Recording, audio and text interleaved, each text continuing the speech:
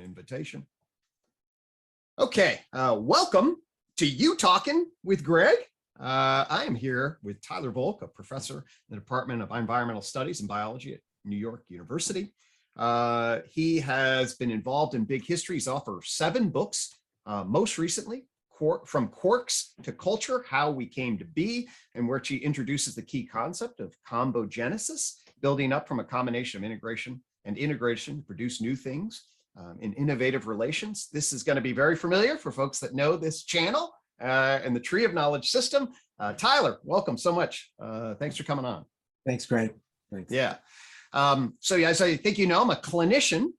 So as being a clinician, one of the things I like is people's stories to kind of, and so the listeners are kind of used to me saying, hey, can you share me a little bit of the story that brings you to your current version of reality and what your kind of vision and purpose is? So maybe we could start there. Can you share us just a little bit about your story about how you got here? Where do you want me to start? One point of correction. So yeah, well, I am a professor, but it's a professor emeritus now. Okay, well, yeah, actually, I thought that might be the case, but I pulled this off. I guess a somewhat dated. Yeah, not everything's been corrected yet. Maybe I'm letting it drift for a while, but no, that's great. Not everything's. It's hard to catch up on one's life when you have changes like that. Totally. So how long you been emeritus? 1 year. A year. Okay. All right. So how's it going for you? Pretty good. Yeah. Okay. I can work on some back burner things. Right. Basically getting interested in redoing some of my Metapatterns work of common principles across scales of nature, which is Quarks to Culture, because Quarks to Culture, that book came from my desire to thinking I could update Metapatterns, because I had preliminary material about levels of organization of nature in Metapatterns, right. But I felt that 20 years later, I could do I could ask different questions, not just do a better job, but ask different questions. Well, lovely, but that's a perfect place to start then. So Metapatterns, like a 1995 book, if I recall, something like 1995. Okay. So yeah, maybe tell us a little bit about how you entered into that portal and what the basic theme of Metapatterns is, and then we'll bridge up to Quarks to Culture. Okay, so Metapatterns, the word I borrowed from Gregory Bateson. Somebody probably know. Yes, well, I mean, Gregor Bateson, ecology of mind, systems theorist, crucial. Nora Bateson, who I've had some contact with, is leading her warm data lab, sort of a real father of systemic thinking here. Yes, yeah. So I guess I see him as a Metapatterns thinker, even though he was only using the word once. I really liked to quote that word because it was so enigmatic. Metapatterns being a pattern of patterns. Okay. Now one can ask the question, this gets you into the issue of generality, that where do you stop? I mean, you have patterns of patterns of patterns of patterns. Nice. But I borrowed the word from him, but not the concept, because as I said, he didn't really define it specifically. But before I did my PhD, since you're interested in a little bit of personal history, I had graduated from architecture school originally. Ah, interesting. Okay. And I had a time, this was in the 1970s, and I had some time I started thinking about architecture of nature. And I developed some very early concepts in my notebooks about spheres in nature, sphericity. Okay. Yep. And also borders of things, boundaries of things. And I was not aware of general systems theory at the time, even though some of these concepts such as systems boundaries were floating around in that whatever you want to call general systems theory, that scholarly endeavor. It was mostly, but architecture school was very good for systems thinking, for training one in systems thinking, all the way from the engineering, the physics of buildings to human psychology. Totally. How do people react to space? How do they live in cities? And so I was very interested in this integration of, and the fact that it was multiple disciplines as well. Yep. So when I was doing this work with, there's a great book called The Design Way on the philosophy of the professions like architecture, like psychotherapy, like law in many ways, that actually The Design Way, Greg, I don't know that book. Thanks. Yeah, it's actually, yeah, we can circle into it perhaps at some point, because it actually bridges the relationship between a profession that is actually trying to make a difference in the world, like an architecture building something, and a physicist that's actually trying to describe a world and delineate sort of the philosophical mindsets of both of those frames of reference, which actually was very important to me because it paralleled the way I work as a psychotherapist, and then the bridging to basic science and psychology in that relation. I was really struck by how close the parallels were in the way this book evolved. Wow, oh, that's really interesting. I like the word too. And Bucky Fuller used to use the word design scientist or design science, that the whole world is, design, and we use the principles of nature to do design. It creates a really nice blending, both a difference and a complementarity, which I thought was really, really powerful and coherent. I'm a coherentist, at least that's where my, so I'm always looking for that synthesis between, various pieces, and found in this world so much sort of chaotic fragmentation. Certainly, I don't think we do coherence very well these days. And so finding a coherence between the philosophy of a whole cluster of professions and their proper relationship to the basic science is a fascinating thing. Yeah, and that's a kind of a meta pattern in itself, right? If you start clustering exactly scholarly fields and say, wow, there's something similar with them. I mean, universities do that with, like, say, their humanities and arts. I mean, there is kind of a clustering there, but there may be a bigger clustering, or there may be more interesting clusterings. Well, this sort of takes the classic cluster of the sciences and humanities and the two, cultures as core identities, and argues there's actually a third professional identity that actually is not of educators, of lawyers, of, that are not really specified in either of the classic artistic science, humanities view and the sciences view. So it's a fascinating sort of like, oh, here's a whole nother branch that actually can be specified. And Greg, what are you calling that third? Well, they call it the philosophy of the design way, and I talked to the authors about this, and actually I hope I have them on UTOK. But anyway, I don't know that there's a particular, I don't know that that's been delineated. The sort of the territory was spelled out, and I basically, and I think his response was really positive, was because I was like, actually, psychotherapy fits right into the structure that you're articulating, at least the way I've specified it. And when we place psychotherapy, so they were architectures and computer scientists that actually authored the text. And then when we place psychotherapy, we had a conversation about how you bring educators and lawyers, essentially all the professions get grounded together in relationship to applied prescribed knowledge that both has a craft and an obligation to make change in the world, and at the same time has a specifiable knowledge base that bridges them to the humanities, but into the sciences. And then so this creates this particular kind of class, and architecture was the archetype that he was using really for the argument. Oh, cool. And that there's some difference there between a more classic division of theoretical and applied. Yes, because there's theoretical, there's applied, and there's the creative. So the creative arts then are generative in relationship to the springing forth of the human potential, and then placing oneself in relationship to that pure generative structure. Okay, so that's why he's essentially framing the humanities and the arts. And then you have the sciences, which are basically describing the frame of reference, okay, at a descriptive explanatory way in as much neutral or objective terms as possible. So you get that dialectic, the sciences and humanities dialectic.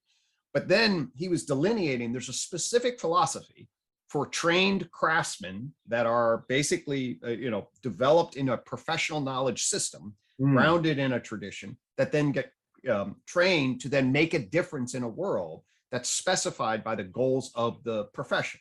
So for me, I'm a psychological doctor, where my orientation, identity, and prescription for being in the world is to cultivate human well-being and minimize psychological suffering. That's what my goal is. That's why I'm trained a particular way. So the professions then are trained into applied pragmatic structures based on both a guild system and a particular knowledge system. And then when you look at it that way, you're like, yeah, there's this whole class of professions that can be qualified as different than the humanities and different than the sciences, but ultimately, from this perspective, does have a philosophical structure that can be specified, or at least the outlines of it can be specified via the design way. That was the argument, and that it is different than either of the major branches of the sciences or humanities.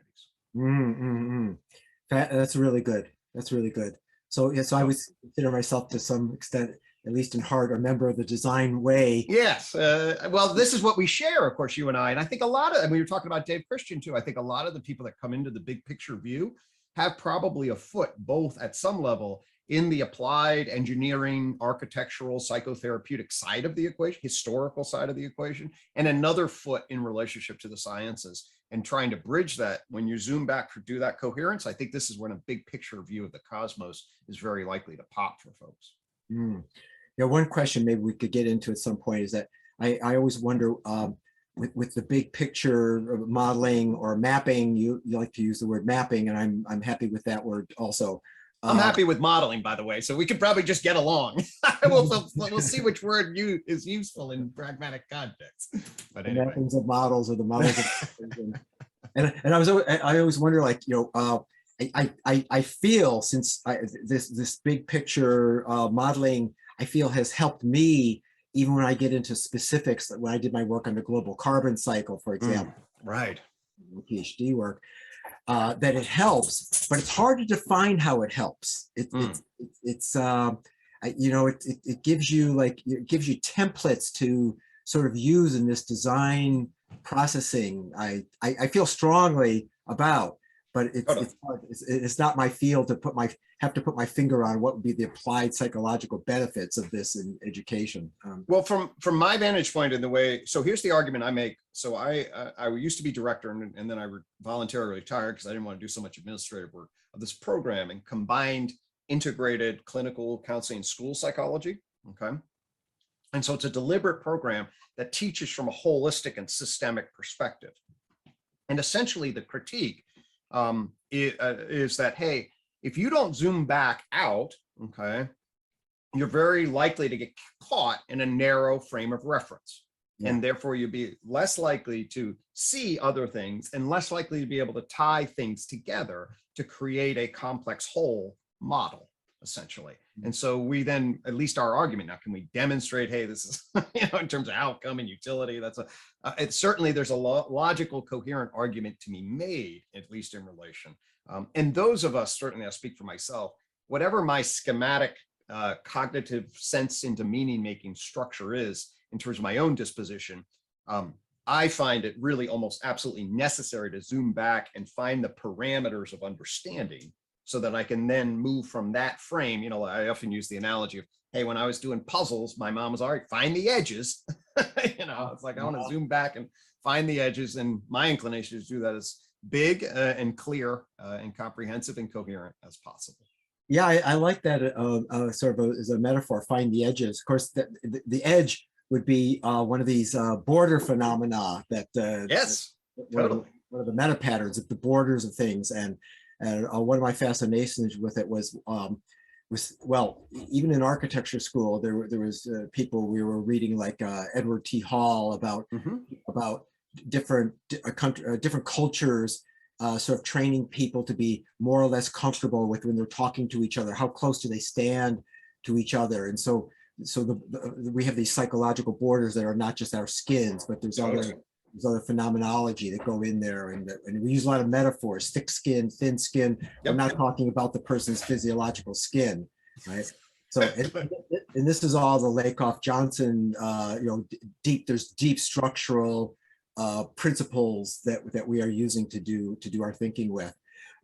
So that became, so while I was a professor of Earth system science at the time and doing work on looking at the global carbon cycle, and in some ways that getting into that work came from the human concerns I had in architecture school, that we wanted to do something for people. But even when I got into the more theoretical modeling science, it was to try to figure out something about the bigger problems of the world. Totally. But I kept the Metapatterns work sort of going on a back burner, and eventually published. I had a sabbatical and wrote a book and published a book with Columbia University Press called Metapatterns, in which I outline these borders, binary systems, centered versus dispersed, layers. I had things on cycles and time, phenomena that are cyclic in time, and then subcategories of these these various sort of sub-meta-patterns of these meta-patterns. Right. And during that work, I did, in the chapter in layers, I had some material on levels of organization of nature. Okay. Now I had been very influenced by Jacob Bronowski and his concept of stratified stability, which he was very taken with. And in his show, The Ascent of Man, and in the book, he mentioned that nature builds in steps. Yep. Atoms build molecules and it builds up. And he said this, you know, there could be a whole historical study of people realizing this. Totally. This is I so agree with this. I realized it was, I mean, obviously anybody gets educated, gets, you know, placed in a particular context where this idea is around, but it's one of the most remarkable things that it's around and said by so many, but still not really baked into the structure of our education in any systematic way. It's a really fascinating phenomenon. Yeah. Early on, I was also influenced in that toward that line of thinking, Teilhard de Chardin. Of course. Yeah. So, and but you can find diagrams in alchemy and you know, these I mean, sometimes there's top-down stuff where they say, okay, a deity is making these levels, whatever. But the awareness, I mean, you just have to look at nature. You have to just look at a tree and pull it apart, but and see that there's parts in the body, and there's nothing really new there. But how to organize it, so you get people like Maynard Smith, major transitions levels, major transition evolutionary history. So it'd be interesting to sort of trace that idea down, but we don't have to do that today, because we got to get into quarks and culture and then big history mapping. And so what happened is I was thinking about a follow-up to Metapatterns and thinking it would be maybe redoing all the chapters, but better, kind of 20 years after the fact. I realized, at least to myself, that this idea of levels of organization or fundamental levels of nature would be it's really important to go into in some way. And furthermore, the major transitions of evolution was mostly focused on biological evolution. They get a little bit into well, they do get into humans. They talk about language as being one of their major transitions. But I was also aware that archaeology and anthropology had a kind of a nestedness of bands and tribes and tribes and something larger. Definitely. There's a lot of issues how to define those things, as you're aware of. Something happens in the psychology to social science definitional structure. Yeah. So it happens. And then I was thinking, well, these major transitions when they're combinations, this existed in physics after the Big Bang. You get a coalescence, a buildup of nestedness based upon the cooling of the cosmos, and it gets more complex because most of the elements are formed in stars, and things like that. But there's kind of a building up within the context of the entire cosmos itself. So here's where I got to. I decided to give myself a question. Okay. That was going to now take several years to unfold. And the question was can I, rather than just saying nature comes in these levels of parts and wholes, and you can look at an airplane and has anything engineer has parts, and you have subparts and subparts. Can I start with the Big Bang and count levels, how many levels to get to, let's say, modern human society? Okay. All right. So I wanted to set this off as objectively as possible. Can I step back now? I have to be making the evaluation, of course. So for example, what I wanted to avoid were, many people will talk about the organs within the human body as being a level of the human body. But from an evolutionary perspective, the organs came into being, they evolved within a much simpler multicellular body. Yep. And so I decided I would treat the eukaryotic cell going to multicellularity as one of these steps. Good. Okay. Which is consistent with major transitions of evolution. Yep. But the organs would be separate. They're coming into being as a complexification within a level of what I ended up calling combogenesis. Yes. Genesis through combination and integration. Okay.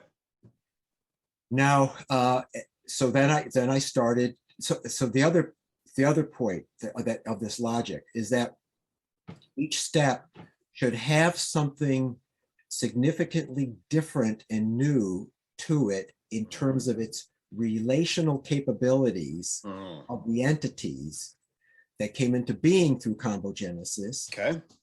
That facilitated and opened up, in, let's say, the Kaufman terminology of the possible, opened up possibilities for a next merging to form a larger entity that could not have come into being directly from the prior level. Okay. And that would, if I stayed to that logic, I could look at what the current science of physics, chemistry, biology, and archaeology and anthropology, what they're telling us, consult with experts as I need them, and see if I can count the levels as a dumb beginning to it, but see where that led. And I got 12. Now, I'm not saying there's only 12. The origin of life is a problematic thing, but anyway, we can get into some of this if you're interested. Totally. No, absolutely. Well, I mean, actually, maybe it would just be helpful because we may be able to find really, one of the things, just for folks that are listening, one of the things that really sparked this is a conversation with a big history research group that Tyler and I were involved with, and sort of some follow-up. And the emergence that came out of that discussion is, hey, can we consolidate big history around a mapping modeling process, whereby we're arguing that people that are coming at this big history issue are seeing something in the center, but seeing it through different maps. My friend John Vervaeke used the term aspectualize. So a knower comes and aspectualizes key aspects of a particular frame. And then out of that emerges a map and model, depending on what it is that you're trying to make sense out of. Okay. So the United States can be mapped and modeled in lots of different ways. You can look at them and say, oh my gosh, there's all these different maps of geography, of population density, of energy use. And you're like, hey, those are different things. It's like, yeah, because they're aspectualizing the United States a different way. It doesn't mean they're inconsistent. But they can be aspectualizing. So yeah, so I get it. The concept of what aspects of reality are you looking at to exactly do model, to do your exactly. So you tried to get one of the most abstract, that's doing meta patterns. You're looking to aspectualize the foundational forms of operation, right? That are engaged in energy information transformation or whatever. Right, and I don't care if it's physics, chemistry, biology, culture. Because obviously the cultural entities are different from the biological entities, and we get into some formative processes that are very different. Okay. But the fact that you can have these beings or entities or holons, or I ended up just using the word thing. Like I thought that was the most abstract. And even though that seems very kind of cold thing, if you think of the phrase, do your thing, well, things got some abstraction to it too. Totally. Well, actually, so this is where you and I think there's a lot of overlap here. So I'm zooming back, although I'm specializing in a different way. So you're trained as an architect and then into a big systems thinker, in environmental science, et cetera. I'm a psychologist, and then trying to figure out what my field's about. And it has this real interesting conundrum, basically, between is the field about mind, and what do we mean by that, or is it about behavior? Okay. And my field itself doesn't know, or there's no agreement about what those terms are in relation, interestingly. Right. But one of the things that I did as I got into the picture was, okay, I am going to take a natural science view. And at one level, the epistemology of natural science is a behavioral view. And that basically means that there are entities or things or objects in fields that are changing. Yeah. Okay. So at the basic category level, there's these entities that I'm specializing at whatever level of analysis, okay, that then change. And then it's what are the stable and reliable patterns of behavior at whatever level of analysis that I'm actually trying to track. And so that's an early frame of reference that I bring to bear as sort of a natural science into psychologist frame of reference that's tracking the world. Yeah, so that's really cool, Greg. So when I saw your paper in the Big History, I think that was the first I heard of your work. All of a sudden, you had this paper appear in what, 2019, 18? Yeah, 19. Yep. Because I've been watching Big History, but I'm a psychologist and psychotherapist, and those two worlds don't have a huge amount of overlap. Yeah. So and I saw that, and immediately I just said, wow, because I mean you had a table in there of a kind of anyway, use the word behavior. Maybe we could look at that table later, but your diagrams of your 4 dimensions of kind of starting small, going into a larger funnel, which meant diversification, complexification of that level of being in time through whatever process, through cosmological development or biological evolution, and then starting off small and like a new dimensionality coming from it. I mean, I didn't have that kind of diagram in my book, but I had things in my notebooks that were almost identical, where I had steps, and then a step would be one part of those steps would go to the next step, and it would spread out, and it would go to the next step and spread out. That's it. That is it. And then there's spreading within the steps, and then jumps into a new step, and then there's that relation, and then tracking that. New steps. And when I saw your word behavior, I thought, oh, that's interesting. I now understand, you coming from psychology, you're taking the concept of behavior, which is very natural in psychology, and moving downward all the way to atoms. So atoms have behaviors. I'm totally on board with that word. I was using the word relations, relationships, but wasn't so active, but relating.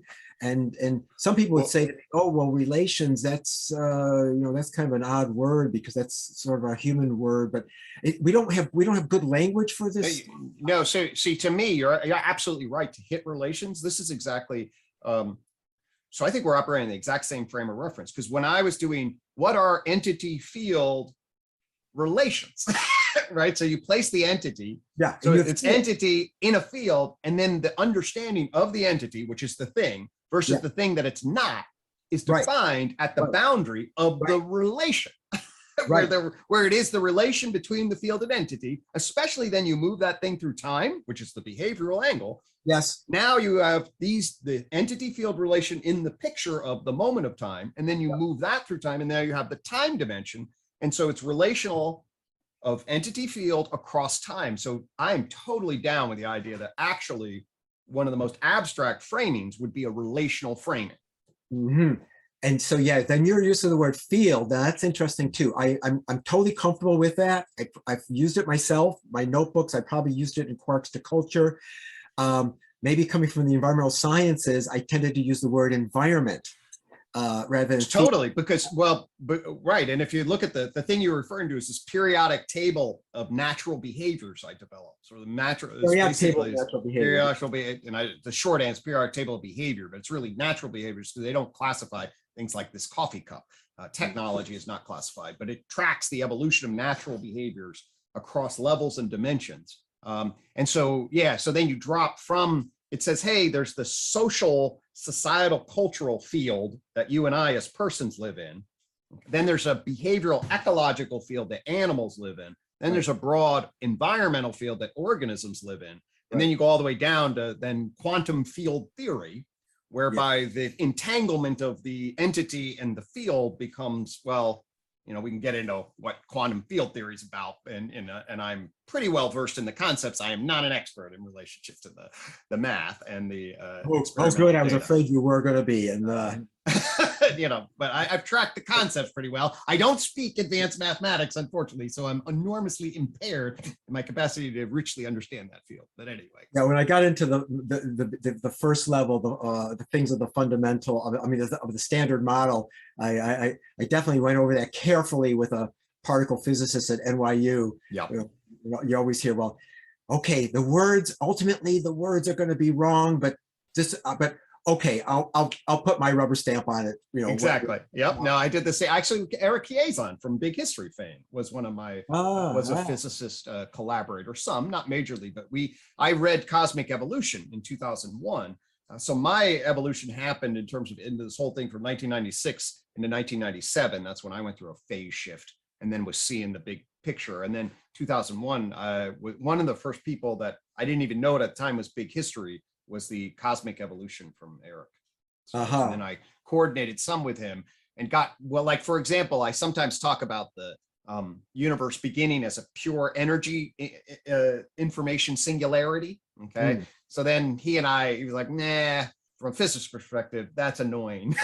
And I was like, okay, let me understand why it's annoying. Okay, I get that. Okay, but I've had other physicists. No, you can say that if you mean this thing. Yeah. It's like, oh, okay. That's tough when you think you understand it, and then somebody says like, no, Yeah.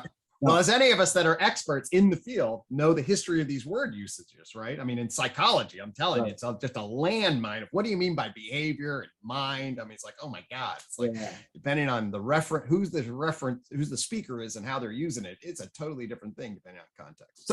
So what I like about the word field, so interesting because you use the word environment when it got down to the sort of non-animal things. But when you had animal, you used a word. What was your word for behavioral ecology is the word I tend to use. I mean, and that is true. So I do make a big deal of the metazoa of multicellularity to really get to animal social groups. You have to have senses of some kind, like there's specifically I focus on eyes and ears, but smell is really important too, and touch is important. But I like to focus on eyes and ears because it gives the animals, they now have they're in a relational field that is remote from each other. They're not touching each other. They're across space. They're in these three worlds, and that in the light and sound. In the way I like to think about that, when we got to the human, Mark Moffat, now I didn't know his work then, but called Band Society. Do you know Mark Moffat's? I know a little bit about his work. Yeah. But I really liked his book. I just finished it recently. It was anyway. Sight and sound a lot of had the affordance that when language came along, we could modulate the light and sound waves with pictures and with complex language on those, which the animals are doing, a kind of a language or calls on using sound. But humans were able to take that and finally modulate it into an explosive ability to just name anything that you want to. Exactly. Come into and in fact, that's actually the first entry point into all of that, into this entire process for me historically, is exactly that point, which is the process by which we were primates and then become persons through this novel capacity for information processing, this symbolic, semantic, syntactical, propositional networking that we're able to do, and what that means for our mindedness, sensory motor mindedness at the animal level into the culture person, what I call the culture person plane of existence. It's that transition that actually I backed into first and foremost. So my entry point was into it through what is it that makes human persons different than primates, and it delineates that with a fair degree of specificity. Yes, so I had, in the count I do, multicellularity is number 7 in this combogenesis step. Yes. Wait, excuse me. Make sure. No, sorry. Not remembering my own finding here. The origin of life of prokaryotes is level 6. Okay. Level 7 is the eukaryotes. Okay. That's a combination of the prokaryotes, and you have that in your biological evolution, your That's right. life category. And then the multicellularity is being explored. I mean, the prokaryotes explore it in a kind of a, I hate to use the word crude because they're very sophisticated in their own. Right. But there's a colonization function that algae and other systems get into that afford this particular kind of quasi-multicellular capacity. Yeah, in fact, one evolutionary biology paper called multicellularity, the something like the easy major transition, or because there's so it happens so many times. But right. What some people call complex multicellularity, and that multicellularity is absolutely necessarily as part of the life cycle once the single cell divides. Interesting, right? Okay. Stays there. Yep. And then I did see the animals special only because in the Quarks to culture scheme, I was trying to head towards civilization. Right. I was not, and I do a little apology somewhere in the book. I said, if you're a cloud, they're going to have their own scheme of, and clouds, but I was interested in steps towards. I think the mushrooms might be particularly bitter, at least in how I divide the world. The mushrooms are a little annoyed with me because I'm trying to get the human mind, and so I got to go through the nervous system. Mushrooms are out there doing all this weird stuff, and I'm like, okay, you guys are basically like plants. It's like, wait a minute, we do a lot of cool stuff. So yeah, I hear you.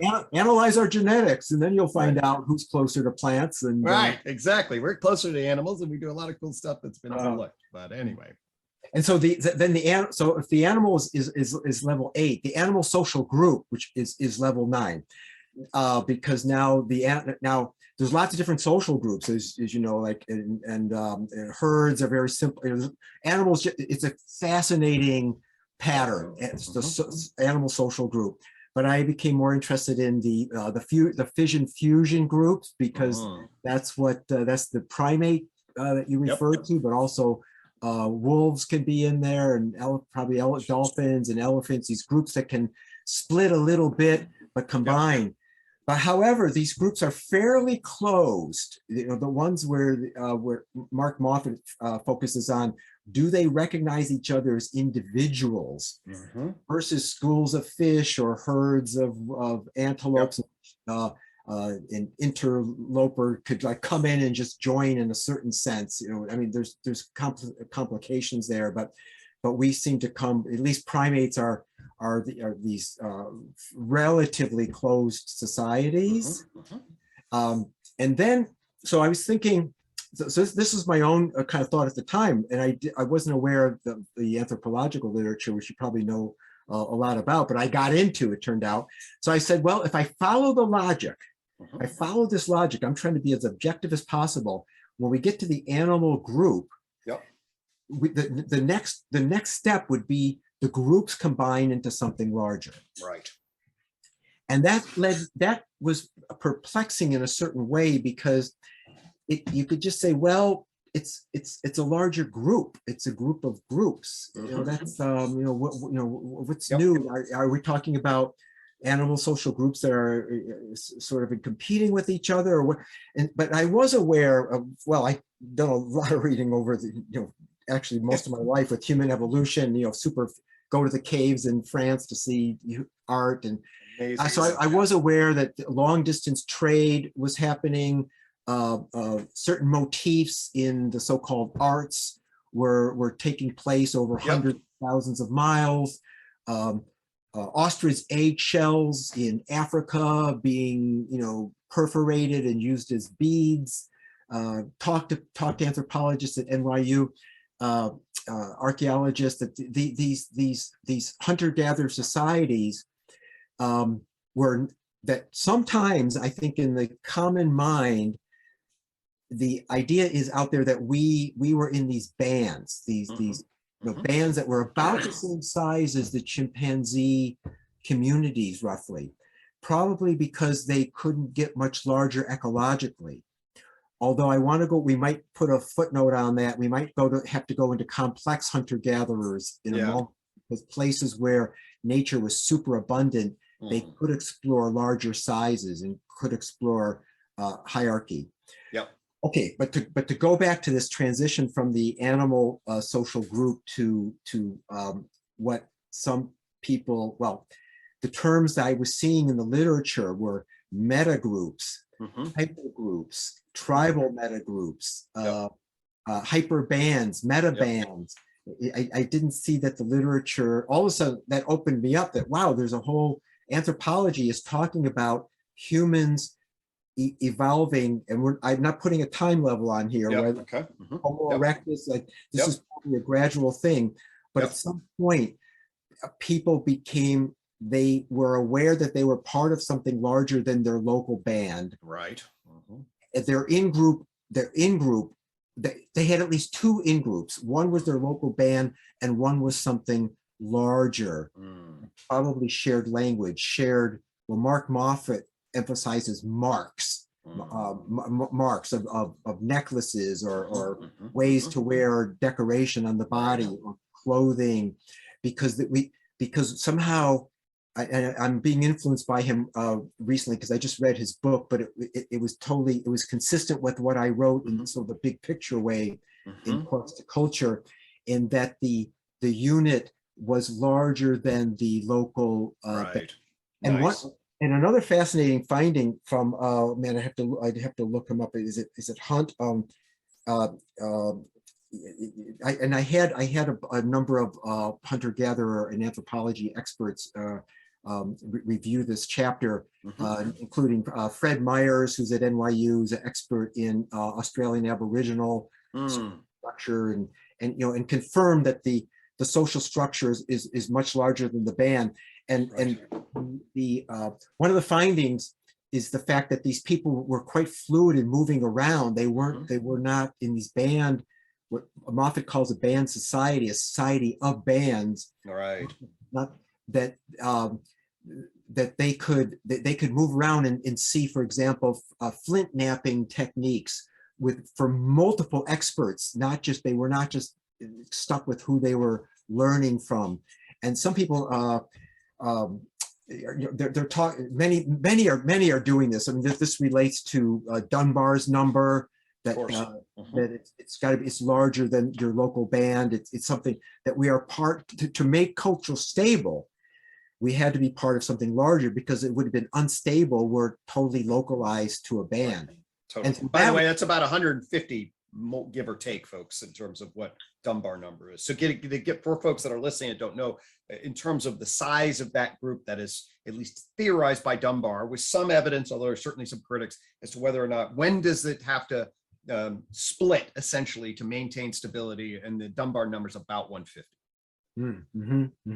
So anyway, just for folks listening. Yeah, so this is why I felt comfortable with defining the let's say the cultural metagroup as a new level of combogenesis, not just because obviously something happened with the human mind evolving, but it could actually be looked at in this logic of combogenesis of, now you had bands going into something larger, and it was not just a larger band, you now had culture. So there was a whole different, love that, fundamental different ways of being in those cultural systems. Right. Yeah, so and that's really cool, and I really like the way the structure that you're analyzing in terms of this combogenesis really lines up very nicely from the slightly different angle that I'm bringing around the architecture of the human mind, and what changes afforded that, and then what the structural functional relations of those human systems are, and why they actually, at least from a UTOK, my unified theory of knowledge overall, and tree of knowledge in particular, why we're really taking this qualitative shift. Okay, so the qualitative shifts in UTOK at the cone level is an added ingredient, specifically. So life to matter to life, and then life to mind, and then mind to culture are the qualitative shifts. And the argument basically is, yeah, something is, certainly there's a combogenesis, and you're seeing this too, but we can maybe specify, at least the way I saw it, and see how they sync up. Okay, so what I came in on with this problem, what I call the problem. Oh, did I interrupt you there? No, that's okay. Go ahead. I'll remember what I was going to say. Okay, so I come in at the problem of psychology, which is we don't know what this term means. Okay, and what actually that means is we were just talking before I hit play, or is that actually the ontology of what we mean by the mental or the mind or even consciousness and cognition. In other words, the referent in the world is not agreed upon. So very scholars in very rich traditions can use the word mind or the mind and mean very different things. So very completely different reference. Okay. And so it'd be like the word atom or electron meaning very different things. Okay. Now, if you get into the physicists, they're like, what does an electron mean? Well, the real rich technical discussion don't have 100% agreement. But if you just zoom back a little bit, an electron is very clearly defined. There's a reference, Mind is not like that at all. Yeah. Life, by the way, is essentially like that, although there's more fuzziness about exactly when something would be alive. I agree. The living world, bacteria is alive. A sodium molecule isn't. A sodium atom isn't. Okay. And voila. And then there's stuff in between. But when you say mind, okay, there's actually at least, and this my current book really specifies exactly why and how. There are at least 3 different fundamental reference that people have in traditions. Okay. So one definition is essentially a neurocognitive functionalist view. Okay, that basically the mind is what the brain does, and that coordinates the behavior of the animal as a whole. Okay, so this is neurocognitive functionalism. All right, and so you see, in this case, you see bees running around a flower. Okay, well, the mind is the brain system that's coordinating that activity. Yeah. Okay. So that's one definition. Notice we don't know what's inside a bee, and we have no real idea whether or not bees are. I'll bring down a second definition. Conscious or have sentient experience of being in the world, the subjective conscious experience. For other people, mind, the primary referent is that. It's that subjective conscious experience of feeling, of being in the world, of seeing the world from behind your eyes. Okay. And that's another referent that people have. And then a subset of people also have, from the Rene Descartes tradition, the mind versus matter. It's a human self-conscious narrating reasoning referent. Okay. Where the Western mind, is the cultural, reflective, justificatory, narrative structure, okay, that then isn't really present in other animals. Okay. But are you saying that was different from your second one, in which there was contents of the mind? Yep. How is that? Because the contents of the mind are reportable. Well, if you get into Rene Descartes, it's really interesting. Rene Descartes is very ambiguous, whether he thinks of sense impressions, like the felt experience of being, as being part of mind or the automatic mechanistic processes. Depending on how you read Rene Descartes, animals can totally feel pain and pleasure, but they don't have second order reflection on the pain or pleasure that opens oneself up to reason and reason giving. So in UTOK, essentially what UTOK comes along and says, okay, the first 2 are clearly in the animal kingdom. In fact, I'm petting my dog Benji right now. Okay. He just walked in as an animal does, wanders in, checks me out with his eyes and his ears and his nose as a sensory motor entity, right? And almost certainly, by every piece of evidence I would say we currently have, has feeling states inside of it. If I crush his paw, he will hurt, okay, in a subjective sense. But at the same time, even though I've done a lot of UTOKing episodes, Benji does not follow my UTOKing episode. So for me, that's mind 3. So mind 3 is mediated by self-conscious language, and it is the thing essentially you develop as you become a socialized person. Okay. So it's the capacity for self-reflective justificatory narration in a socialized culture. Okay. But your scheme. So wait, you have the 3. You have mind 3, but your mind 1 is is your mind 1 beginning with where does that begin? It begins in the animal kingdom. Okay, essentially pops as an explosion with the Cambrian explosion. So mind 1 starts there's definitely precursors. Okay, I'm fine with that. Eyes and complex multicellular. Exactly. Moving around, locomotion. So where does your mind 2 begin? That's a great question. Okay. I believe in a 2-step mind 2 process, okay, where mind 2 comes along pretty early, or a version of mind 2 comes along pretty early. essentially what's called valence qualia and the base of sentience. Base of sentience is the felt experience of like pleasure and pain in the body, and that will come pretty early. Right. Maybe it's going to be hard to distinguish from mind one, and then well, because our theories fuzzy at this time. I don't. Yeah. Totally fuzzy at this time. Well, the hard problem of subjective conscious experience, to go in philosophy of mind, like David Chalmers and others, really they're trying to ground this fundamental experience of being as a very hard problem. And what they mean by it is the mechanistic ontology. Yeah. Okay. Meaning the things in the world inside the neuro, if you even say it has to have a nervous system. Yeah. We have correlates, but not causal mechanisms that are very good at specifying why this activity from a third person view somehow gives rise to first person experience. That's right. So that's the so I've been pretty familiar with like debates, and particularly from my my friend Joe Ledoux, who's been involved in of course higher order theories of consciousness. Right, exactly. Global workspace versus higher order. And so I haven't been following it in detail, but I would like, go ahead. So anyway, the real short answer, we can get into a lot of this. This is what I try to specify. The short answer is I offer a two-step process of mind two, okay? So one step is very close to Cambrian explosion, ancient origin of consciousness, whereby the early system is is a flash system, essentially, pleasure pain flash system that's yoking exterior sensation, interior sensation, and movement quickly together in a pleasure pain reinforcement operant experiential system that would flash through the system. Then this system, so just to be clear, you're going to distinguish that from mind one still. Right. Well, that's where this is the emergence then of the epistemic portal, as in it becomes then an inner mind's eye. This is the ground, the field ground. How will you distinguish those two? You can simply distinguish it now from an ontological referent point of discussion. We cannot distinguish it now saying, oh, I know a bumblebee has mind two or mind one. Are you going to say a hydra, for example, is mind one, a simple nerve net? Yeah, well, I'm again, good question. But yes, I believe there's a book called The Evolution of the Sensitive Soul, okay, by Jablanka, Ginsburg and Jablanka, that came out and makes essentially the exact same argument that I'm making here. Yeah.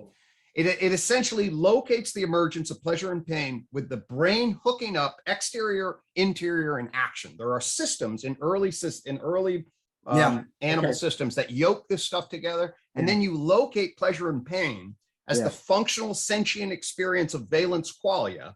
That would be logically grounding. Many people say that consciousness comes in the felt feelings. Look at Antonio Damasio and many others. The felt feelings of the body in relationship to the world. These are the earliest echoes. Damasio's got his core consciousness. And then he goes under it to the core, to feeling systems. Okay, it's the feeling systems that I'm referencing as the first. And then global workspace. Bernard Bars and Dehane and other that do Bars, and that then certainly with birds and mammals, you get an extension of this fielding and then a modeling inside, which gives rise to the inner mind's eye, which then supports all the hardware where our consciousness, when we look at human consciousness, and when I perceive something versus when I don't, the parietal frontal ignition switch, and then gives rise to a broadcast function. So the argument. Let's see. I'd like to see. So let me just tell you really quickly my levels 11 and 12, and then I want to see. I want to interpret some of yours into mine. Lovely, love it. Combogenesis levels, add a framing that might be useful or not, because you have 4 dimensions and I had 3 dynamical realms, and I'm happy with both. I'm happy is like these are like 2 people have been spent probably more of their lives than they ever anticipated thinking about this stuff. Yes, you can ask my family. Go ahead. That's a hypothesis that's confirmed based on my lived experience. I feel known. Yes. So yeah, go ahead. Done. So once you had this band society in the beginning of culture, and whenever we don't have to put a year on it, and we should not put a year on it at this point, but and then humans are exploring getting larger groups. It's kind of, I see it as. Can we at least back it up here? So let me just give it. So like this would be at least less than 5 million years ago. Less than 5 million. And really, I'm interested in when we get to the middle Paleolithic, when clearly ornamentation. People are doing ornamentation. Just wanted to put it right. So if this was happening 10 million years ago, our models are a little weird. Yeah. We'll just put it, I like to kind of put the, like, okay, how far back am I willing to go before I'd start to think maybe I'm just wrong about that. And personally, even though Homo erectus has tools, I mean, Stephen Mythen originally pointed out, many people, these tools were pretty much the same for 1 million years, right? And they do hand axes for a long freaking time, people. Long time. And so I'm interested when there was a complex enough culture that we can talk about some kind of cultural choices and cultural evolution going on. Yep. But that's this level 10. And humans are exploring larger social groups, so it looks like it's really fuzzy. But in my interpretation, when agriculture and animal husbandry came in, that was a new level of combogenesis, because that brought in what had been part in the wild, and the origin of agriculture is another huge topic, but that brought them in as energy systems, into the human organization. And what's the new relationship that these human groups had at that point? They could transport it. Totally. They could move into zones that maybe were not as productive and take these plants and animals with them. And so complex hunter and gatherers, it could be like the Pacific Northwest in the United States with the salmon fisheries, could explore larger social groups. They were exploring some loose hierarchy, but it was coming, the animal and plants being really brought in and tended is a combogenesis event. And one thing that strikes me, Gregg, is a little bit off our topic of getting into mind, but that's very similar to the eukaryotic cell. Yes. The bacteria as an energy. As an energy source, totally. As an energy. And by the way, so this is fascinating. I love this, okay? Because actually this is the point that I really want to explore, is because different mappings are going to spectralize different features. And if we actually are able to see the same thing and then get together and talk about what you're seeing relative to what I'm seeing. So here you're saying, hey, what is the organization of these systems and how do they, well, combine and generate various, energy information patterns and that are stable. Okay. And give something fundamentally new. Give something fundamentally new that you can document and says, okay, these has new patterns, although there may be meta patterns underneath them, but they're new patterns that we can then track. And that can facilitate a next step. And then create the ground for a next step. Okay. So in my system, I do not have either the eukaryotic transition, which I totally agree is totally major, but I don't specify it. And I actually do not have the agricultural transmission as a specific level. Okay. And I can explain why, and that's not to say they're not important. It just is the thing that I'm as spectralizing doesn't elucidate those as foundational. And so that's one of the reasons for technology. Okay. Now here's where I think we get closer though, because when in level 12 was the geopolitical state, which the archaeologists can't say historically happened because humans learned to have expandable bureaucracy, and they could take over other polities and incorporate them, not just maybe raid them or whatever. Actually, they learned to incorporate them. So now I had these 12 levels that formed a set of a commonality. It's a weird set, right? It's not physics, it's not biology, it's not culture, but it's a set in that they all came from an event of combogenesis and all led to an event of combogenesis. So they have this as an ontological commonality, right? Okay, now there was clearly clustering to me. There was the whole group from the stuff of starting physics molecules. And then there was the prokaryotic cell to the animal social group, which you can't really get into how these things are happening unless you invoke biological evolution. Totally. And then there was a cluster going from the band society of early human cultural, the start of what I'm now calling cultural evolution, up to agriculture and up to the state. So I see those as a cluster. And people talk about cultural evolution. Well, it fascinated me. So then I said, wow, these are these big clusters that I ended up calling dynamical realms, because there were overarching dynamics that are part of the process of combogenesis within those realms. Okay. And so there's 12 levels, but 3 realms that came out. I mean, I could have, started with like physics, biology, and culture. A lot of people do. But to me, they emerged out of this, developing this logic of getting these 12 levels and seeing, well, clearly there's culture, there's clustering, because we're not going to explain agriculture without saying something about cultural evolution and choice, and the human mind and things like that. And but this led to another way of framing it, that if there's these 3 dynamical realms, there's some of the levels are more important than other levels of combogenesis, because some of the levels of combogenesis did something so new in terms of the behaviors that were setting up the new relational fields, that subsequent events of combogenesis took place within those macro dynamics. Totally.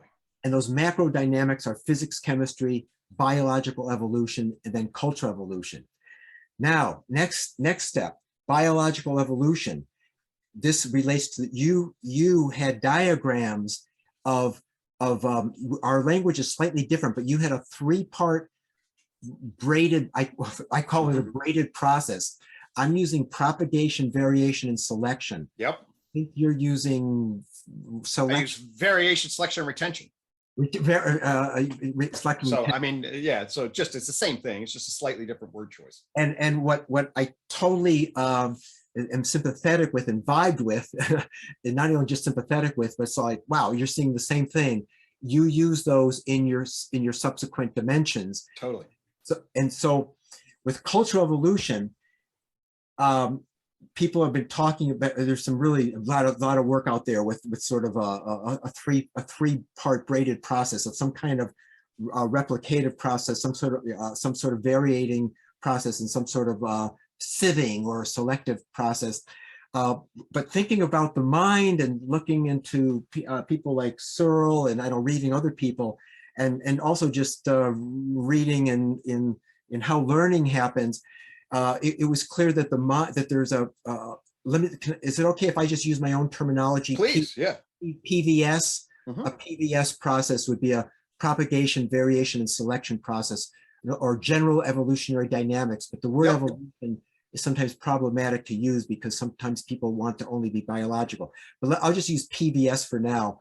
And that it's cognitive. We have a cognitive PVS process. We can call up scenarios in our minds about our choices we're going to make. We make those. We have a selective process in our own being, and then key to human social structure and evolution are groups getting together and doing social PVS, having discussions. Where should we move? Is it time to move? Yes, no. Let's hack these things out. And so I am still seeing the human culture evolution is basically, I was calling it dual tier, a cognitive PVS and a social PVS that were happening. Exactly now, right. The cognitive PVS begins in animals, in Totally. Animal learning. Exactly. What Joe Ledouce told me would be a Thorndikean learning, which you're well familiar with. So in your 4-dimensional scheme, your dimension number 3 of mind coming in the animal, you have a kind of a cognitive circle that's generating being, a cognitive PVS. Exactly. And then with coming of humans, you have you call something slightly, you didn't have the dual tier of social and cognitive, but the cognitive continues. The animal cognitive, both human cognitive. That's exactly what I have. And exactly what you have. That's exactly what I have. So there's an animal mental behavioral layer. Okay. Yeah. The animal mental from Cambrian explosion that's going to track a complexification process to us as primates. Okay. 5 million years ago. And then we could talk about the 5 million to 500,000 years ago, and then a 500,000 to 50,000. Okay. Logarithmically, there's actually, I believe, a rate of change function that's operative here. 5 million, actually then 50 million, kind of primates and mammals, and then 500 million, and quasi 5 billion. There's actually a really interesting logarithmic scale. Okay. But anyway, so yes, there's mind, there's animal mental behavior. This is where my field fucks us up, Tyler. Okay. B.F. Skinner, the behaviorist B.F. Skinner's entire core model is your model. Oh, so what do you mean? Meaning of the animal behavior is a variation, selection, retention, a propagation of admitted behaviors, animals within the lifespan of the animal. So there's natural selection for living creatures. Skinner argued there was another vector that emerged in the world called operant behavioral selection. In the course of the animal has evolvability in ways that plants don't. The evolvability is a function of a propagation of instinctual behavior patterns that are released that have consequences in the environment. And the evolution of learning is the selection of the consequences that are retained in learning. So it's a total propagation of learning framed by a propagation, variation, selection. In fact, he calls himself the Darwin of psychology. Ah, wow, I didn't know that, huh? Yeah. So, but notice his terminology. This is what gets us all screwed up in our metaphysics. It's all, of course, behavior. He hates the term mental. He argues mental. Now, the other thing I'll say is my good friend John Vervaeke, okay, a 4E cognitive scientist, which 4E cognitive science takes the information processing view of cognitive science and puts it back in an embodied, extended, enacted, embedded environment, i.e. sort of a behaving animal, okay? And Vervaeke's model of neurocognition that goes down to the Cambrian explosion is a recursive relevance realization model that I call your inner Skinner. Okay, so this inner Skinner is a variation. That's got a nice ring to it. Got a nice ring to it. So my friend John Vervaeke is a cognitive science person who arrives. I mean, he's aware of Skinner, but he's not embedded in that tradition. And I think I don't want to speak for him, but just in terms of, it's easy to get confused about what Skinner said because he sounds so weird. Because I thought the Thorndikean learning was different from some of Skinnerian learning. The issue with, But anyway, I would see these. I would see once a cognitive PVS happens of some sort, that itself can now be subject to evolutionary. Yeah, that's right. It becomes a whole new realm. Becomes a whole new realm. Yes. And I think that so. I had put that within the relation going on between the animal and the animal social group. That was all taking place within that. You simply had that as a new dimension, but I admit that if one were defining levels strictly by combogenesis, that's happening within that's happening within multicellularity. That's complexification. Sometimes I'm not happy with that word, but I haven't thought. I played around with complexity. I actually landed on complexification. I have a pretty clear definition of that. That's pretty consistent with this, and I think can elucidate and differentiate from complexity. But anyway, that's a whole nother. I like that term. It turns out. Anyway, so sophistication or something like that. I fooled with other options only because complex can have a negative connotation to lots of people. Not well, this is too complex or something like that. But complexification. So that's happening within within those levels of combogenesis, and then so that I think that's really the difference, because if one defines your dimensions by the coming into being of new PVS dynamics, then the animal cognition would be something fundamentally new. Right. And so now let's talk about that. Now let's say why I define it this way. Okay. So what is the glue that ties together those dynamics that afforded a stable framing of reference and a qualitative shift? The argument that there's a gluing function here that I'll explain, a field glue function in information processing and communication networking. Yeah, okay. So you get an RNA world into a DNA world, whereby the DNA is our placeholder for the information storage and processing mechanism within a cell, we'll say, okay? Yes. And then communication networks between cells as they distribute chemical signaling to create a particular bioadaptive field system, where each cell then is information processing within, communication between. We'll just use that for relational dynamics. Yep. Okay. Yep.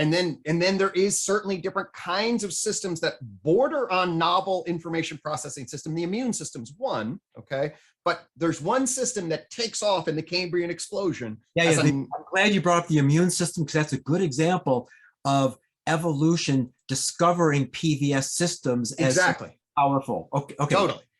But the way the immune system does it, it doesn't give rise to an entirely new information processing communication field system that affords higher order combogenesis. It's because the immune system is inside the organ. Within, because it comes as an organ system in relationship to what you were saying before. But when you get a sensory, motor, complex active body with eyes and action, and then engaged in complex active with prey predation relations, now you're moving the entire system as a field, and you have an information processing system, the nervous system, okay, that can coordinate all of this. So it stacks the informational structure and then can afford communication of forms back and forth with another information processing system, and then move the entire system in a new dimension, i.e. the behavior of the animal as a whole, in immediate relation in a space-time dimension that plants and fungi cannot do. Yeah, move the animal as a whole, really, really important, because now and what do you call it, the space-time dimensional system is now changed, because the animals can look at things across, and they can form groups that do not have to be attached to each other, for one thing, which was totally necessary to get the humans to continue with our bodies and form these groups that are true new things, true new entities, but the members don't have to be physically the boundaries don't have to be merged. Totally. So now the nervous system is a new information processing system, which is the fundamental insight of the cognitive world. In the that's what if you're going to say, what did they discover? Well, the ontology of the nervous system is an information processing system. People debate about what exactly that means, and there are different models of it. Okay, but if you were to say, if there's one thing that cognitive revolution delineated in the 1940s to 50s, it's the shared understanding that the nervous system is a kind of information processing system. Okay, so now we have that, and then that means the nervous system is akin to the animal, much like the DNA structure is akin to the cell, or at least there's going to be a lot of parallels there, you know. But when all this work with the new discoveries about the fungi and the plants, totally, we should be totally open there, and there are all sorts of fascinating things. However, one wonders then if the PVS the PVS capabilities of the nervous system are somehow fundamental to forming this new field, because I think that what we delineated, the capacity to tie the organisms together, create a new dimensional structure, and then have other organisms, i.e. other animals, that now can do that in relation. Yeah. You know, fungi, if fungi start getting up and walking around, that's going to freak everybody out. Right. So as cool as they are, and believe me, just like with the immune system, the capacity of the living world to demonstrate biointelligence we should be open to being amazed. We have been amazed. A lot of people underestimated how much biointelligence there is in the world. The fungi and plant research shows that there's enormous amount of complex communication and intelligence inside those systems. Okay. So I'm like, totally, you know, that's cool. Right. It doesn't mean though that they are getting up and walking around. Yeah. You know, it's just and getting up and walking around is, at least, you know, certainly in the map I'm given, higher order. And at a basic descriptive level, a 4-year-old is going to go into the woods and be like, oh, there's are birds and bees and squirrels, and there are flowers and trees, and they behave very differently. So any descriptive level, there's a higher order descriptive behavioral level that animals are doing, obviously, that's very different than plants. Yeah, it's a bit, I think we can make a good analogy with the prokaryotic cells are also exploring multicellularity with some of the bacteria, emerging in their reproductive structures, moving as sending up stalks that are multicellular in the reproductive stage when they run out of food. That multicellularity was something to explore. Yet it was the eukaryotic cell that, for whatever reason, was led to the complex multicellularity, which led on to this more. Which led on to animals. There's an analogy between, let's say, huge analogies. The plant and animal. I mean, this is the plants and fungi also exploring information processing, but there was something about the animal that I'm with you that it's the remoteness. It's the use of remote sensing. In fact, I have that as like the key invention that was. If you apply your combogenesis model to it, how do you network together all these goddamn parts? Yeah. Right. And so if the capacity for new information processing systems to distribute across a network, a novel capacity then to digest that information and communicate. Yeah. Well, if you get a novel information processing system, possibly to glue together a system and then cause that system to behave holistically, the argument is, oh, wow, yeah, that opens up a new dimension of behavioral patterning. And it may have been the only way for that to happen, because to merge and have like our skins go together into a bigger body, that's not going to be much, that's not going to be anything new. I mean, there are these organisms called siphonophores, they're in the ocean, that are actually multicellular things that are together when they reproduce, but they're not much more than a larger thing. They've got some ones that are specialized in reproduction, specialized in being the males. But there's something special about the animal forming these remote groups. It gave a lot of plasticity, for one thing. It gave a lot of opportunity to explore, vast spaces of social relational space, not just in the predator-prey stuff, but in the group dynamics. That totally, it opens up a whole new tact dimension, to use Kaufman's term. Okay, yeah. The adjacent possible becomes, and especially from a variation selection retention, evolutionary arms race and learning arms race, you're now placing these animals in competition with each other. Prey-predation relation becomes central. Yeah. And then you get a prey-predation relation, you get a sort of evolutionary arms race to navigate the complex adaptive field that the behavior of the whole organism opens up. And then you got to learn. So now you get evolvability, online evolvability. And of course, plants learn, but the ways in which animals learn, they used to just think only animals learn. So online evolvability. So now we have these groups, and social learning is taking place. But from my reading, it's not a lot of social decision making using PVS in a social kind of way. I mean, elephants have their matriarchs. I mean, how animals make decisions to do things as groups is a whole issue. But so then you would see the coming of of cultural evolution as adding right. So 3 steps I want to delineate here. Get the groups together, have them be different than herds, have them actually recognize individuals. Yep. So we see this in wolves, we see this in primates, we see this in whales. Okay. Yep. And then you have some beginning relations that invent behavior patterns and have some vicarious learning and shared behavioral repertoires. Okay. Yeah. So other animals develop and shared behavioral repertoires. We know, like chimpanzees, their famous paper in Nature, 39 different behavioral repertoires. Okay. Right. Now in UTOK language, they call this culture. UTOK calls this little c culture at the animal mental plane of existence, where behavioral investment patterns are being invented and then shared, but they are not big C culture person behaviors. Yeah, I mean, Masudi had a paper. Yeah, a lot of people, I like the term cumulative cultural evolution. So we don't get into debates, I mean, these animals have culture of some kind. I mean, Masudi, so I just call it little c behavioral repertoire culture. Okay. So what happens at big C then? Right. So then we go from 5 million years to 500,000 years. So 500,000 years, our hominid primate system, based on the work of Michael Tomasello. I don't know if you know Michael Tomasello. Yeah, I read his recent book. Becoming Human. So what happens to Michael Tomasello in terms of the capacity for systems in a combogenesis sort of way to create social coordination is an increased relational cognitive capacity for shared attention and intention. Yes. Okay. Yes. So this is all, and this is pre-verbal from my vantage point. Okay. But theory of mind is starting to come in. Theory of mind is now coming on. And now through theory of mind, we create an intersubjective field where gesturing, music, rhythm, and the coordination of a group towards a goal, hunting possibly, and other kinds of opportunities become qualitatively different, because now the system can track intersubjectively. We have a group intention to hunt this mammoth. Okay. And so, and that's what other animals can't do. They don't have shared, they have quasi-shared, but it's broken and fragmented. We get this harmonized so that a 3-year-old human being is demonstrating more theory of mind than an adult chimpanzee almost all measures. Yeah, I think John Searle called this we intentionality. Exactly. That's what actually Tomasello calls it too at the end of his book. It's we space. It's shared attention intention, epitomized by the pointing function, which immediately in humans very early on detects that, oh, you're asking me to look and now I can sync up and you have an intention and we'll share our attention.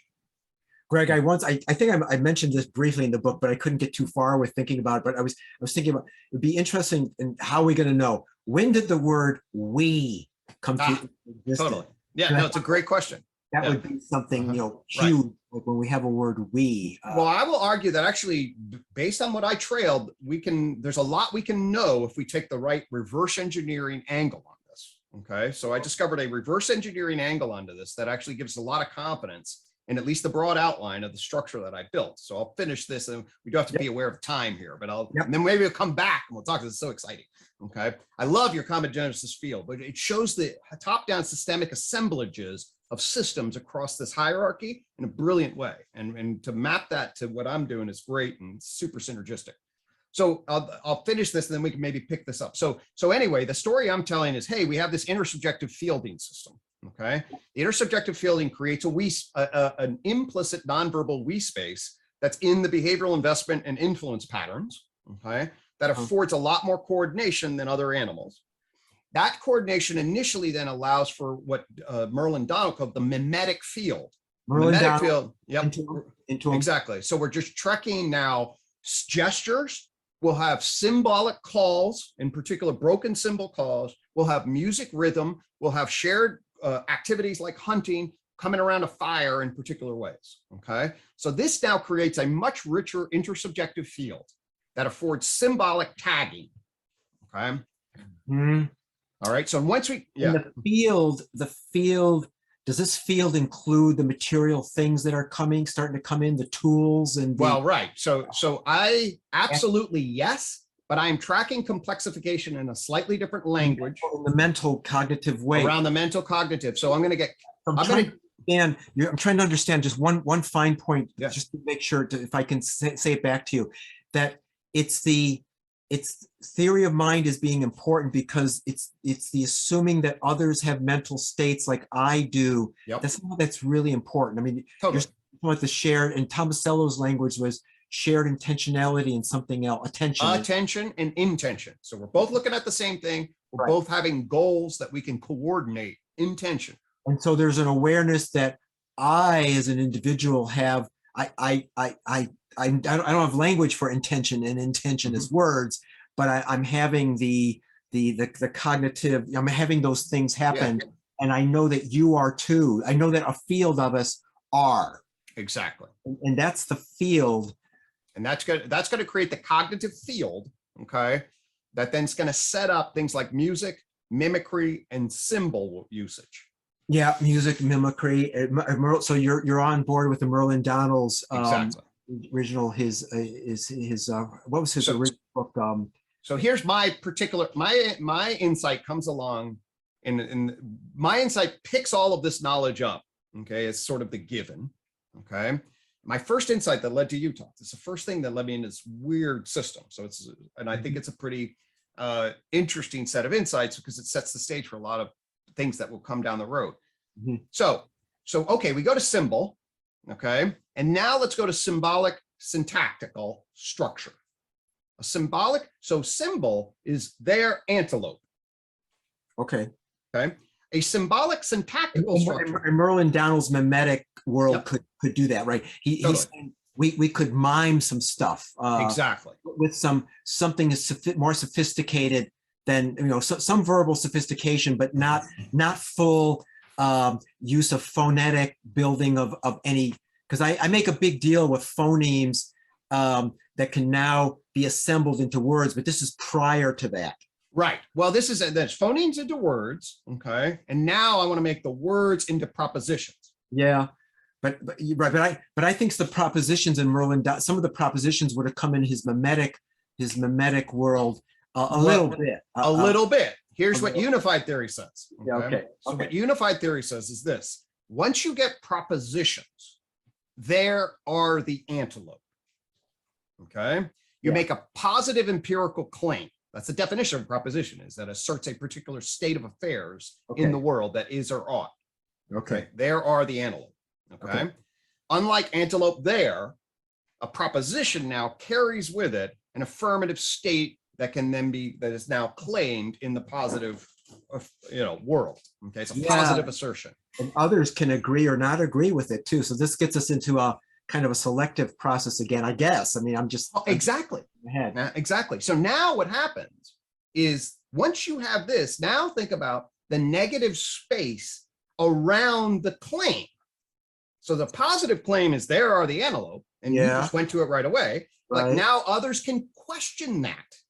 Yes. Yes. Now think how easy it is to question.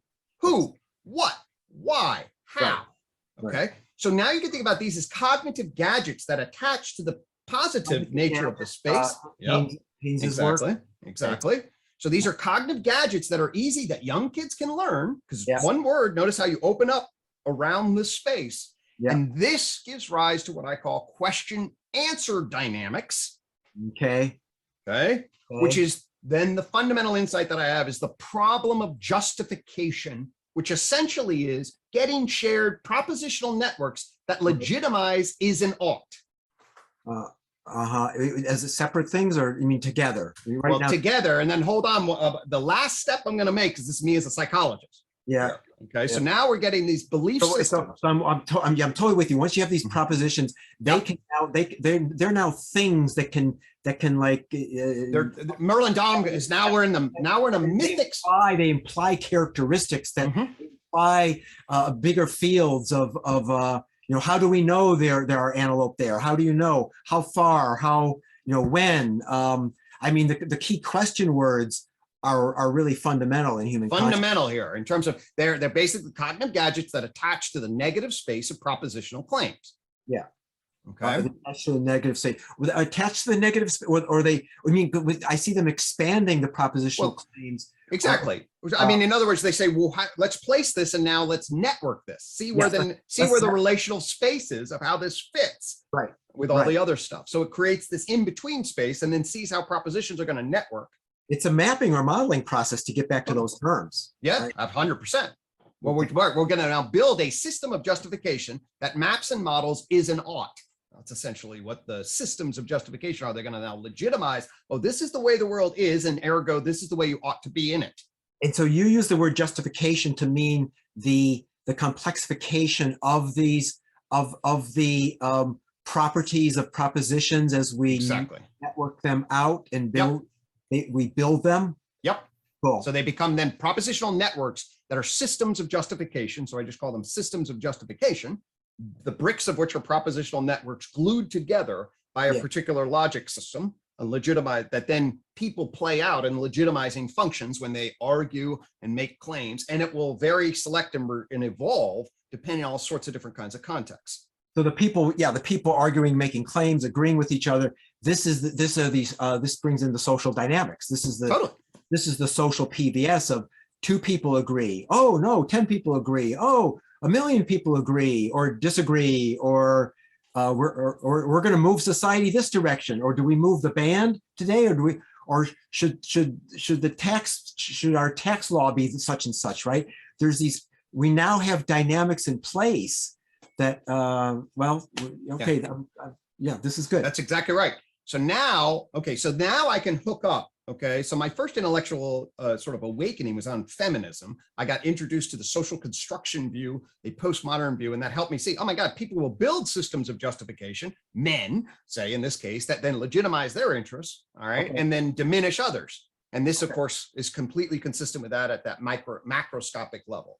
But I'm a psychologist, a clinician. So here's the other real insight. This is why I'm pretty confident. I'm going to argue pretty strongly that this set of insights actually has validity. Okay. So here's what has validity? I missed that word. That the set of insights, that the tipping point for cultural evolution for the last 50,000, 500 to 50,000 years ago, is this propositional network system that then gave rise to the problem of justification. Okay. The problem of justification. The problem of justification is, how are we going to develop a propositional network that effectively legitimizes is and ought together? Yeah. Okay. And actually there are three this has to be, you're saying this has to be, this is like the way chemicals, you have to have autocatalytic chemical reactions to have a cell. You're saying this is what we have to have as the interacting dynamics.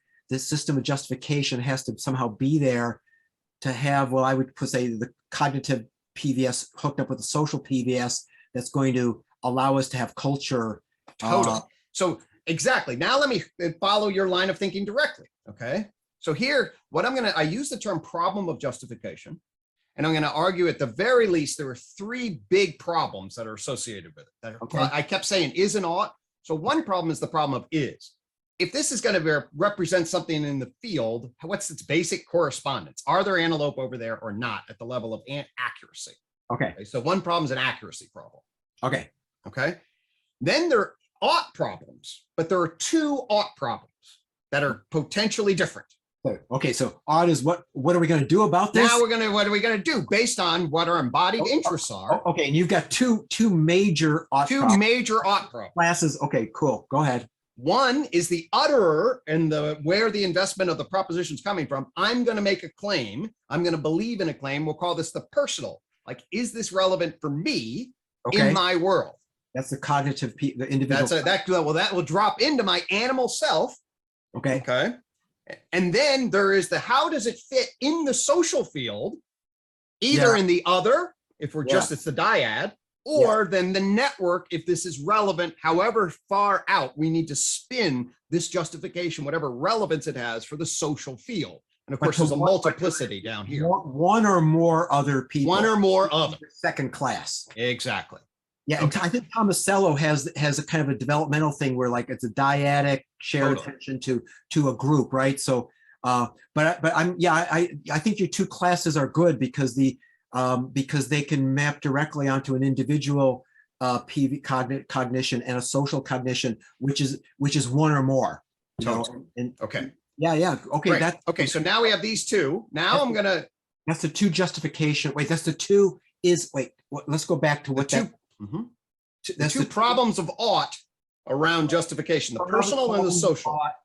After we've dealt with the is as one class. So you got the is, and now you have the ought, two major classes. The ought has two major classes of the individual and the social. Exactly. Excellent. Okay. Excellent.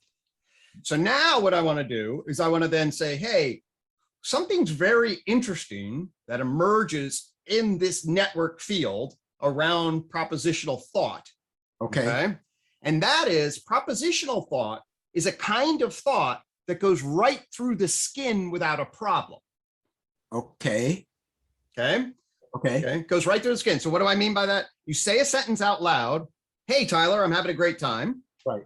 And then I say it privately. Right. Same propositional network structure. Right. Okay. Right. What that means is that this is huge. This is what this means is that language is an information highway to your subjective thought, at least to the extent that it's organized in propositions. Like, tell me what you think, Tyler. Yes. Okay. And I've often thought that people are part of consciousness and being aware of your own thoughts is adults and other people outside you when you're a kid. Totally. Well, this is actually how it starts from a. What are you thinking? Go back to I'm not thinking anything. Oh, I'm supposed to be thinking. I am thinking something. Oh, you learn to know what your. This is hypothetical. Maybe you can say this is true, but you learn to even self-report better because others are asking you to self-report. Well, this is the whole point. Is that okay? Now we have an entire field. Okay, where we have a highway from the other into your mind. Developmentally, now you're going to learn from parents how to think about that. Okay, right. And then it creates this whole dynamic about, well, wait a minute, if there's a personal and a social dynamic associated with ought, right? How do I narrate what my private thoughts are out here publicly? Because as soon as they cross the barrier, it is the case now they're part of the public field. Right, yeah. Where I may not want them to be part of the public field. Correct, yeah. And I didn't, before verbal narrative, I didn't have to worry if I had unacceptable thoughts and images and impulses. But now if you ask me, what are you really feeling as a human, I have to navigate what it is as it moves from just my personal interest problem into the social interest problem.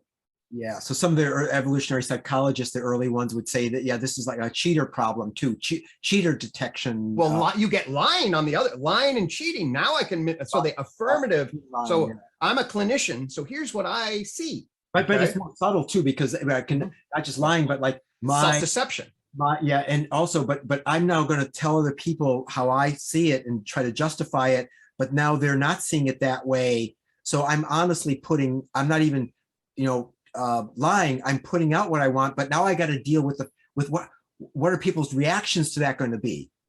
And, and then it gets into a whole thing of like eventually the evolution of science, where science codifies how we're going to let people, disagree, how disagreements are going to be done. So you could possibly track, and you are doing this coming in at the base of cultural evolution. We don't exactly, you're going to say 500,000 years ago, or maybe it's we don't know, right? Homo heidelbergensis. Right, we're doing. You're right. That's basically 500 to 50,000 is coming online, which, by the way, geologically is very, very small time. I mean, that's a fine place to say, oh wow, this explosion happens here. Right, but Homo heidelbergensis, where they're making composites. It certainly could be starting to spark earlier. But then, if this is a base dynamics of cultural evolution. I'm really digging this conversation. By the way, we can start tracking this. How did this change historically through time? Just in the way biological metabolism went from the changed, and we might suspect there were some major innovations in the if agriculture is a major event, we might look for major changes in this justification dynamics, and also with the coming of the state. I mean, people are talking about different kinds of God systems in the state system, and talk about justification systems of anyway. Yeah, this is really cool, Gregg. Yep. Great. I'm seeing, from my own readings, Merlin Donald, Tomasello, all these people, this is looking very, very good to me. Lovely. So we can begin to really synergistically connected here. I love it. Maybe we'll come back and we'll continue this conversation. I look forward to sharing this with big history folks, my folks, things like that.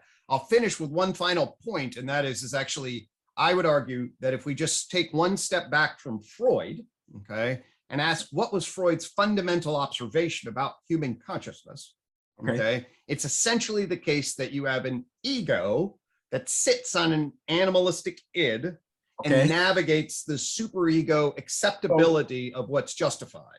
Yeah, so that's the mapping. The mapping between Freud's triad and this way of this model. Exactly. So this gives rise to what's called the updated tripartite model of human consciousness, which is actually this thing back right here. And it just says, oh, you're a primate experiential self with a justifying ego that's managing a persona.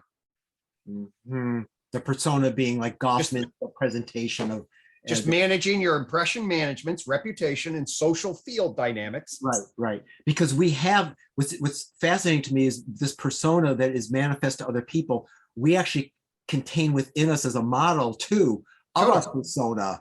So 100%. I mean, it gets very loopy. I don't know. Oh, it's totally loopy. In fact, what happens to many people clinically is as they try to model that, they internalize a critic. This is actually called the introject, where you excessively model the critique and then you turn it against yourself as really a protective mechanism so you don't display unacceptable things. But many neurotic problems are when that goes haywire and you carry around this abusive internal modeled critic about what's telling you what's not acceptable, what other people will judge your ass for. Okay? Right. So it's that modeling taking off, and we all have that. But and what's it called again? The technical term? The introject. You internalize. You project and then internalize the powerful other as a threat that says, don't behave in an unacceptable way. We're going to create a perfectionistic critical inside of you as essentially as a protective mechanism, because it's better that you kick your ass first privately than you actually get your ass kicked. Yeah. And this gets into conscience, exactly. Conscience. And yes. Okay. Yeah. Great. So anyway, what's super exciting to me from my vantage point is that I think there would be opportunities here for many big picture, big history kinds of systems to afford, you know, an aspectualized perspective, meaning, hey, you're bringing a super cool analysis of the assemblages of, you know, parts that get pulled in particular holes. You create this dynamic realm analysis. And I'm coming in, it's like, I end up like, okay, behavior patterns of primates, they're mental. Behavior patterns of persons, they're mental, but they're totally different. We just call them mental. And some people mean one, some people mean the other. It's a disaster. Yeah. There are ways to actually pull those patterns out, align them. And when I do that, I get this other perspective that makes mind realm relevant. And now we can put our stuff together maybe and really be like, oh my gosh, yeah, these are different maps and models of a I think so. I was, as I said, it started off with this question, can I count the levels? And going into the sciences, I already knew from my work in the carbon cycle a lot about various levels of nature anyway, but can I count them? Now I have this set of phenomena, and can I, and now what can I do with them? You know, what, and then that led, so, and this is one of the advantages I think of sometimes the big picture stuff. It can lead you into avenues of questions that you didn't have otherwise. And so, you know, led into all this material that, and then I, you know, see your picture and say, okay, hey, I got we're dynamical realms. Greg's got 4 dimensions, but there's really some close on 12 levels. Both of us, periodic table's got 12 levels. And you just tweak a little bit, and like, oh, you're coming from that angle, I'm coming from that. Wow, that really sinks. And then does that make us think we're maybe onto something here? I think there's an ontology, Tyler. We'll use the word that we began with. And so let's pick this up. I know I really need to bring it to a close. Folks will be, but I think it moved pretty fast. Thank you so much for all your work. And as somebody, a sojourner, you know, in these kinds of issues, it's a lot of effort, Tyler, you know, and it's a lot of, for me, it's been beautiful, but it's also a lot of effort. So I appreciate all that you did. The Quarks and Culture thing's a beautiful thing. I look forward to continuing our conversations on it. Great, Greg. All right. Well, very good. We'll share this and we'll circle back and see what other fruit this conversation may bear in future. Very good. All right. Thank you, friend. You just want to stop the recording and then, yeah, we'll just chat.